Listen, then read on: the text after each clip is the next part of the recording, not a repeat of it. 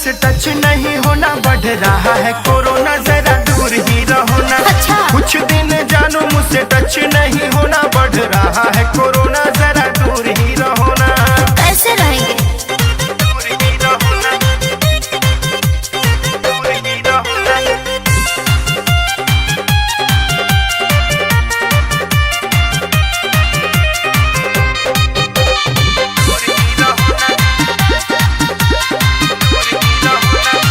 बहुत बात को बनाते हो तुम, तो बहुत भाव खाते हो।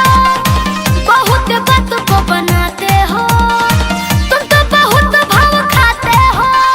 भाव की कोई बात नहीं है, वायरस से हमें लड़ना है। अच्छा। 2 गज की दूरी रख के मुंह पे मास्क पहनना है। मेरे जानू मुझे आ रहा है रोना।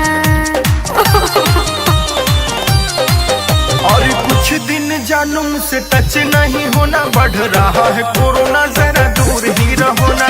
कुछ दिन जानू मुझसे टच नहीं होना, बढ़ रहा है कोरोना, जरा दूर ही रहो ना। कैसे कैसे बोलते हो?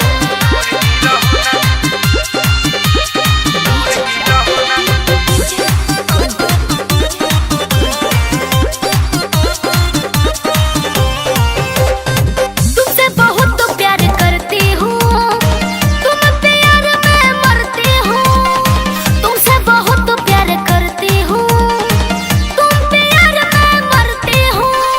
तुमसे मिलने के लिए मेरा भी दिल करता है, लेकिन बड़ी समस्या है, इसलिए डर लगता है। मेरे बाबू अब जिद तुम करो ना, अरे मान जाओ ना। कुछ दिन जानू मुझसे टच नहीं होना, बढ़ रहा है कोरोना, जरा दूर ही रहो ना। कुछ दिन जानू मुझसे टच नहीं होना, बढ़ रहा है कोरोना, जरा दूर ही रहो ना। बाबू मुझसे दूर क्यों रहते हो? प्यार मुझे क्यों नहीं करते हो? क्या बात है बोलो मेरे सोना, लगे आओ ना हो। कुछ दिन जानू मुझसे टच नहीं होना, बढ़ रहा है कोरोना, जरा दूर ही रहो ना। अच्छा। कुछ दिन जानू मुझसे टच नहीं होना, बढ़ रहा है कोरोना।